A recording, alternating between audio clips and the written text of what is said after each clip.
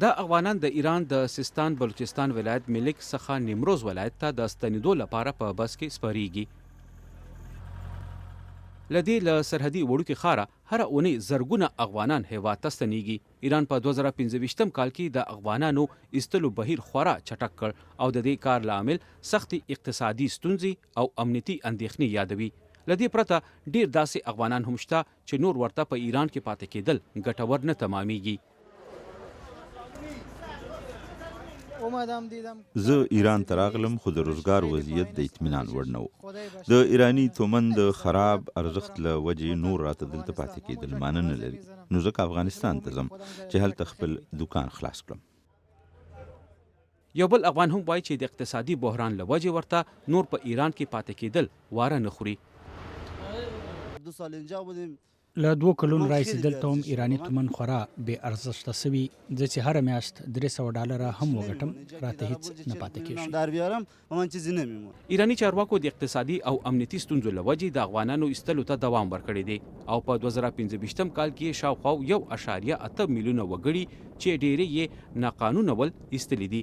چارواکي اټکل کوي چې په راتلونکو میاشتو کې به 8 لکه نور افغانان هم وباسي چې پر بیخبینا یا انفراستراکچر او عامه خدماتو فشار کم کړي.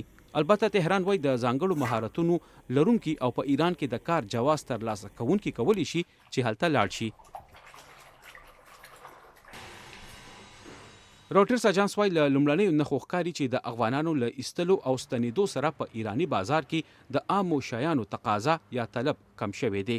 د مثال په توګه یوازې په تهران کې په رعایتي نرخ د خرڅېدونکو وړو میاشتنی استعمال تر 5,500 ټنه پورې کم شوی دی.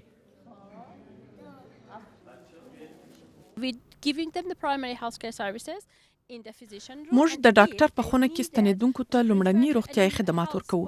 که د چا روغتون ته د انتقالېدو ضرورت پیښ سي نو زموږ په همکارۍ د 3 میاشتې ټولنه ورته سمدستي بیړني خدمات ورکوي. د ایران تګلارو د عادي ایرانیانو او افغانانو ترمنځ په ژور فرهنګي او ژبني تعلق سوری غړولی دی.